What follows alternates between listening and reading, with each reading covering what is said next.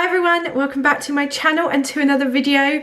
Today I'm going to start a new series on my channel which I'm going to call Murderous Minds Monday, where we cover a serial killer or just a murderous person. I've done a full investigation and today I'm diving into one of the darkest chapters in medical and criminal history. We're talking about Harold Shipman, a man known chillingly by his nickname Dr. Death. He is known as one of the most prolific serial killers in history, with over 250 of his patients believed to have been murdered at the hands of Harold Shipman. It's a story that's equal parts horrifying and deeply tragic. Welcome to Murderous Minds Monday, where today we explore the murderous mind of Harold Shipman. Harold Frederick Shipman was born to his parents, Vera Shipman and Harold Shipman, who was a lorry driver, and he was born on the 14th of January 1946. He was known by his middle name Frederick, so he was nicknamed Fred, and on the surface his childhood seemed pretty normal, nothing out of the ordinary, but he was the middle child of 3 siblings, but he was known to be his mother's favourite child. She instilled in him early a bit of a superiority complex, telling him he was the best and just putting quite a bit of pressure on him to be the best he could. With this, it would leave him very isolated. He didn't really have any friends, and he didn't really stand out at school. He kind of just blended into the background. There's not much else said about like his siblings and how his relationship was with them. That's not anything that I found in my investigation. He was very smart at primary school and would take his 11+, which meant he actually got into grammar school, and he attended the High Pavement Grammar School. But although he was quite smart in primary school, he was pretty average at grammar school. Now this happens usually. I felt this would happen to me a little bit. I didn't pass my 11+, but I feel like if I had, I would have felt like a very small fish in a very big pond.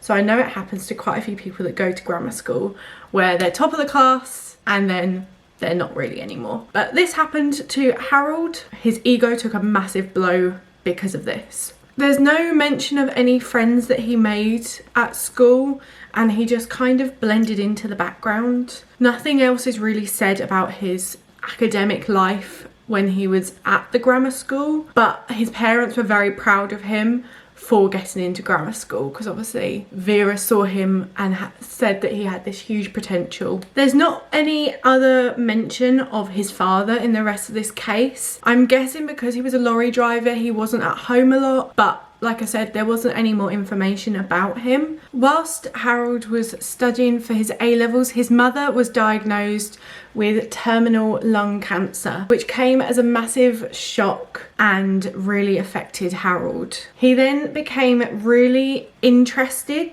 in, and this is the first time that we see him interested in the medical field, when he took on his mother's care towards the end of her life. He took a real fascination into morphine and how it cured his mum's symptoms and the pain aspect that it helped with, and he liked the positive effect that it had on his mother's pain symptoms towards the end of her life. And sadly, Vera died on the 21st of June 1963, and Harold was only 17 years old. And like I said, he was still at school and studying for his A-levels, and this just came as a massive shock. Obviously she had been suffering for a while, but I don't think it ever gets any easier to lose anyone. Even if they do have a terminal cancer or something terminal and you're kind of prepared for it, I don't think you're ever prepared to actually lose someone that you truly love. This is when Harold decided that he was going to get into the medical field and he was going to go to medical school. He, after studying for his A-levels, he then attended Leeds Medical University. After 2 attempts, he failed his first entrance exam, and he was the first person in his family to ever attend a university, which is quite a massive thing. And this sort of feeds back into that superiority obviously being the only one in his family to have attended. He was still a loner at university, didn't really have any friends, just kind of kept himself to himself. But he did meet his wife Primrose at a bus stop, and they were married in 1966 when she was just 17 years old and 5 months pregnant with their first child. He carried on attending Leeds Medical School until he became a physician in 1970, and by 1974 he was a father of 2 children and had joined a medical practice in Todmorden in Yorkshire, where he initially thrived as a family practitioner. However, shortly after becoming a family practitioner, it is said that he became addicted to a drug called pethidine, which is a painkiller, a bit like morphine, and he forged prescriptions for himself to obtain this drug. He was discovered to have this addiction and was forced to leave the practice in 1975 when he was caught by one of his colleagues, at which time he'd already entered a drug rehab program, and in the subsequent inquiry he was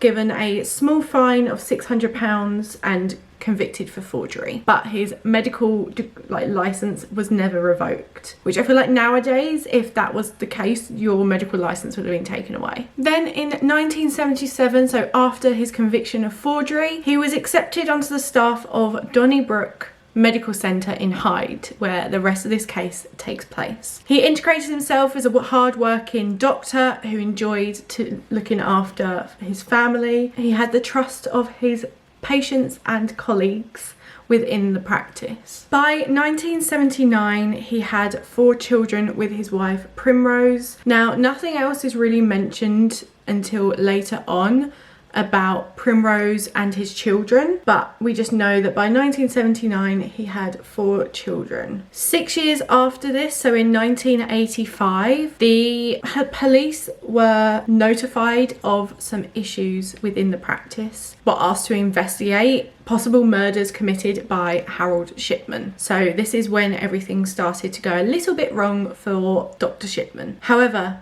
nothing was found and no action was taken by the police. And with this fail to take action at this time, at least 100 more patients would die. So if he had been convicted at this time and a proper investigation had taken place, they could have saved over 100 lives, which is absolutely insane. This was a combined failing from the coroner, pathologist and doctors who missed vital clues pointing to the GP's guilt. However, after this, he was forced to leave the practice as his arrogance and major mood swings were beginning to become an issue between the junior doctors and his other colleagues within the practice. So in 1992, he set up his own practice as Dr. Shipman. Soon, the undertaker that was taking care of Harold Shipman's patients started to notice that he was putting through a lot more death certificates recently and a lot more cremations.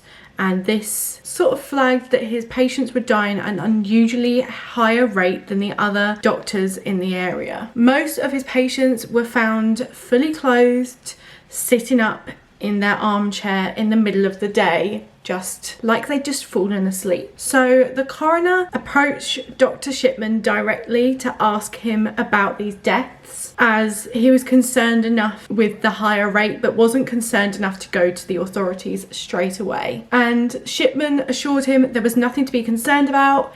He was a doctor, he knew how they died. It was just because his clients or his patients were older, so obviously some of them are going to die. That's to be expected. That was what Shipman said. However, another medical colleague, Susan Booth, also found the rates of the deaths incredibly high and incredibly concerning, and just raised alarm bells in her head as to why so many of Shipman's patients were dying the way that they were. And so because of this, she contacted the police. Again, another investigation was completed on Shipman and he was cleared again, as it appeared that his records were in order and nothing seemed out of the ordinary according to the police. But however, it later turned out that the police had actually failed to contact the General Medical Board or the Medical Council or check previous criminal histories, which would have flagged up that Harold Shipman had been done for forgery in the past and for forging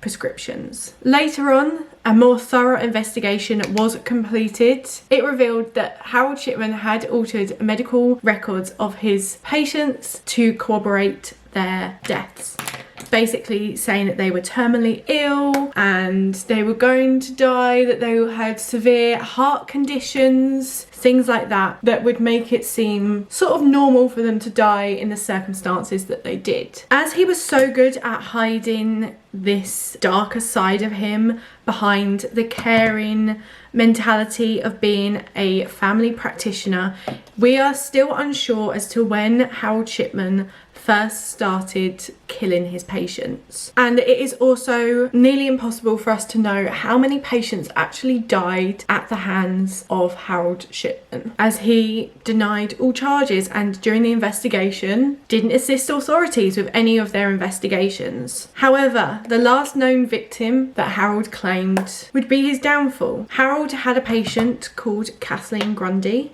She was an 81-year-old and she was a very wealthy woman. However, she was found dead in her home in a similar way as all of Harold Shipman's previous victims, sitting on her sofa, fully clothed in the middle of the day, and she died on the 24th of June 1998. Harold Shipman had actually only visited her earlier that day, which obviously raised alarm bells, but he was a doctor, and she was one of his patients, so it didn't seem out of the ordinary. Angela Woodruff was Kathleen's daughter, and she was advised by Shipman that an autopsy was not required. He was a doctor, he knew how she died. She died of a heart attack. And so Kathleen Grundy was buried without any further investigation into how she actually died. After this, it was actually identified that Harold Shipman was the sole beneficiary of Kathleen Grundy's will and inherited £400,000 of inheritance, which seemed really strange for a patient to give their full will beneficiary to their doctor. However, Angela Woodruff was a solicitor or a lawyer and had always handled her mother's affairs, so this was very strange as she had not seen this will previously. And so since she hadn't seen this will and she was sort of perplexed as to why her mother had left her full estate to her doctor, it raised some alarm bells with Angela, and she was convinced that the will was a forgery and that Harold Shipman had killed her mother. When the will was looked into a little more, it really made me laugh how the forgery, as it was found out to be a forgery, had been completed. The will was hilarious. He put in the will, "I give all my estate, money and house to my doctor. My family are not in need and I want to reward him for the care he has given me and the people of Hyde." How egotistical do you have to get to put that in someone's will? Who in their right mind would ever write something like that? It just seemed a bit pointing straight at him kind of thing. Like there was it didn't read like a normal will would read. It was absurdly clumsy forgery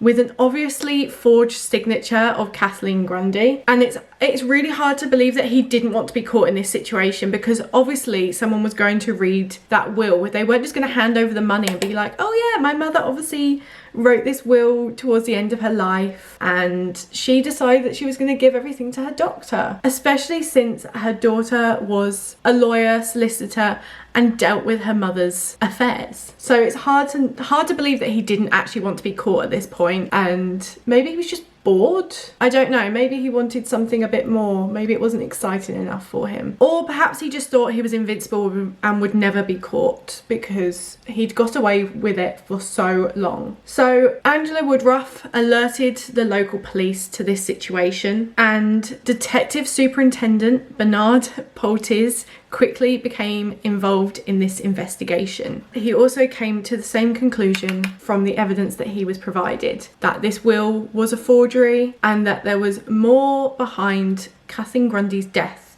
than was first revealed. So Kathleen Grundy's body was exhumed. Obviously Angela Woodruff was told to not complete an inquest or post-mortem into her mother's death that it was natural causes or old age. And so her body was exhumed and a post-mortem revealed that she had died of a morphine overdose. Now, there was no record showing or no previous history that Angela Woodruff knew about as to why her mother needed morphine. She wasn't terminally ill, she didn't suffer with chronic pain or anything like that, and the amount of morphine found in her system was lethal. And it was revealed that it had been administered into Kathleen Grundy's body just 3 hours before she had died. And it was precisely within the time frame that Harold Shipman had attended the property. When this was revealed, Harold Shipman's house was raided and there were medical records seized and an odd collection of jewellery which he'd obviously taken from his victims. And also an old typewriter was found which was proved to be the instrument that was used to forge Kathleen Grundy's will. Rookie error. It was immediately found by the police from the medical records that were seized that the case would extend further than just this single death of Kathleen Grundy, and priority was given to those deaths. So they decided to investigate namely the patients of Shipman who had been cremated and the ones who had had a visit from Shipman earlier that day. It was revealed that Shipman had encouraged large numbers of families to cremate their loved ones, stressing that no further investigation into their deaths was required. And even instances where relatives had died of causes previously unknown to the families, no questions were raised and Shipman just advised them they died of natural causes. And his computerized medical notes he would go and alter to corroborate these deaths and to back up the story that he was telling the families. So the police found that Harold Shipman, as stated, would alter medical records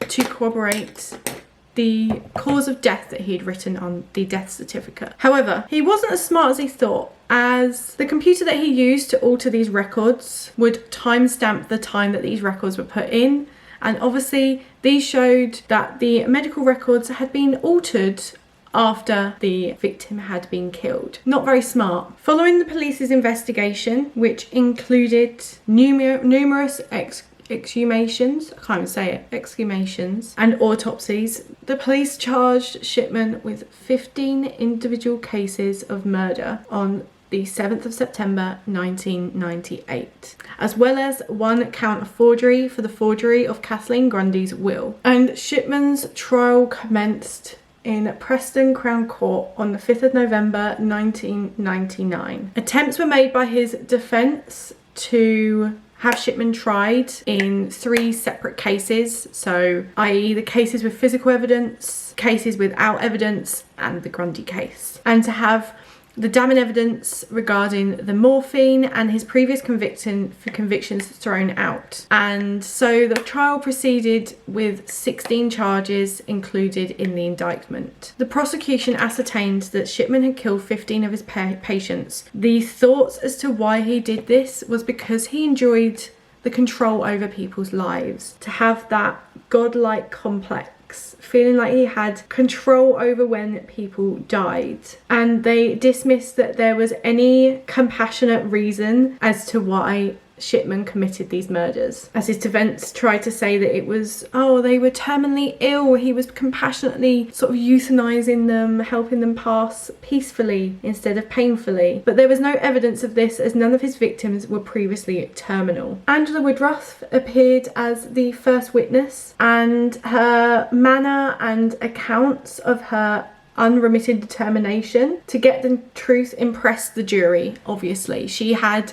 pushed and pushed and pushed for this investigation to happen, and without her pushing this, I don't think Harold Shipman would have been caught for a much longer time. I think it would have taken a little longer had she not pushed for this investigation to be completed by the police. So the attempts by Harold Shipman's defence to undermine her were pointless. The jury did not fall for their tricks. Next, the government pathologist led the court through the gruesome post-mortem findings that they had found, where morphine toxicity was the cause of death in most instances of the bodies that had been exhumed. So that's 15 cases that they found where morphine toxicity was the cause of death. After that, fingerprint analysis of the forged will showed that Grundy had never touched this will. There were no fingerprints from Kathleen Grundy on the will, and the signature had been dismissed as being Kathleen Grundy's by a handwriting expert who revealed that this was a forgery. A police computer analysis testified that the medical records had been altered, as we had said.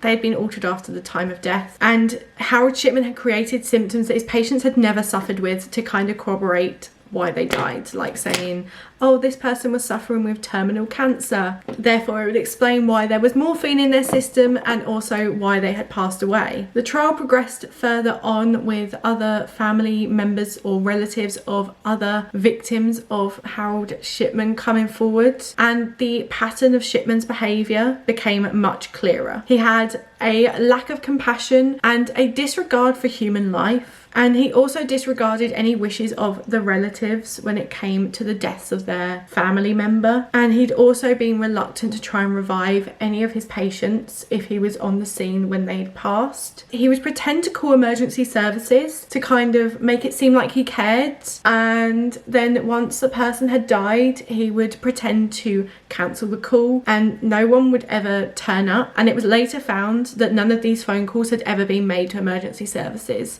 Harold Shipman had just pretended in front of the relatives to make him seem like a caring doctor. Finally, there was evidence of his drug hoarding which was introduced. He would say that he was taking prescriptions for disposal, but would actually keep the prescriptions of his patients, collect up all the unused drug supplies for disposal. His demeanour through the whole trial did not help his defence. He was so dismissive and just had this ego superiority complex which he's always suffered with his whole life, which I do put down to his mother Vera for instilling that in him at a very early age, which obviously did not help this situation and did not bode well with the jury when convicting him. He also kept changing his stories throughout the trial to try and corroborate the evidence that was found, which obviously the jury saw straight through and realised that this was going on. After the court case had concluded and all the evidence had been given, the jury decided that Harold Shipman was guilty on all charges, 15 counts of murder and 1 count of forgery, and he was convicted of this on the 31st of January 2000. It was revealed that his victims were women, mostly widowed, between the age of 49 and 81, and were all patients of Harold Shipman's single-handed practice in Hyde near Manchester, and they all died between the years of 1995 and 1998. I think it is only right that we give these victims names. So I'm going to read off the names of the 15 victims that Harold Shipman was convicted of killing. So we have Kathleen Grundy, 81, Joan Mellai, aged 73, Winifred Mellor, 73, Bianca Pomfret, 49, Ivy Lomas, 63, Marie Quinn, 67, Irene Turner, 67, Jean Lilly, 59, Muriel Grimshaw, 76, Nora Nuttall, 65, Laura Wagstaff, 61, Maureen Ward, 57, Pamela Hillier, 68, Marie West, 81, and Lizzie Adams, 77. When you hear all those names and they're not just 15 victims, it just breaks my heart that these women were killed before their time. Even if they were elderly, they still may have lived for another 20 odd years and their family could have had that time with them. So it's just heartbreaking. And the fact that a doctor had killed 15 of his patients sent a massive shudder through the medical community, as this had not previously happened or was not previously known about. After this, the judge passed 15 life sentences as well as a 4-year sentence for the forgery, which meant that it computed to a full life sentence, effectively removing any possibility of parole. Shipman was incarcerated in Durham prison. So there was a clinical audit completed after his conviction, and it obviously concluded that there was a higher rate of death within Harold Shipman's elderly patients, and that it was only at certain times of the day. And during this audit, it was found that there were deaths of at least 236 patients that Harold Shipman was involved in, and this was just over a 24-year period. Although there is no conclusive number as to how many patients Harold Shipman actually murdered, as we don't know how long this had been going on for. The commission also speculated that the reason for these murders is that Harold Shipman was just obsessed with killing. He was addicted to killing people. And obviously there was some criticism towards the police because of that investigation that happened in 1985, which could have saved over 100 lives that were taken at the hand of Dr. Harold Shipman. There are speculations that Harold Shipman may have actually taken his first victim earlier than they thought, within months of obtaining his medical license. This is possible to be his first victim was Margaret Thompson, a 67-year-old, who died on March 1971 while recovering from a stroke, but the deaths prior to 1975 were never officially proven because there was no evidence. Whatever the exact number of Shipman's death, the sheer scale of his murderous activities meant that Shipman was catapulted from British patient killer to the most prolifically known serial killer in the world. He has the highest number of murders of any other serial killer, and he remained in Durham prison throughout all of these investigations, maintaining his innocence, saying that it was all natural causes, as was put into the medical records and on the death certificates. And he was always defended by his wife and family throughout these years, and he was moved to Wakefield prison in June 2003, which meant visits from his family were a lot easier for them. However, on January 13th 2004, Shipman was discovered hanging in his prison cell at Wakefield, having used bed sheets. He had his cell checked on just an hour previously, and obviously being a doctor, he knew he only needed 4 minutes. There will always remain some mystery about the whereabouts of his remains. Some say that his family believe he was actually murdered in his cell. They believe that the family have custody of his body so that further investigation can be completed on whether he was murdered in his cell. Because of his death, we will never know why Harold Shipman killed his patients and why these deaths occurred. There's always going to be some speculation that it was to do with his mother's Vera's death and seeing the compassion of morphine and how it helped her deal with her pain. But obviously we will never know, and we will never know the full extent of how many people were killed at the hands of Harold Shipman. But his family, his wife Primrose, and his children have always remained faithful to him, even now. So that is the end of today's case. Let me know what you thought, how many people you think Harold Shipman actually killed. Do you think he was actually guilty?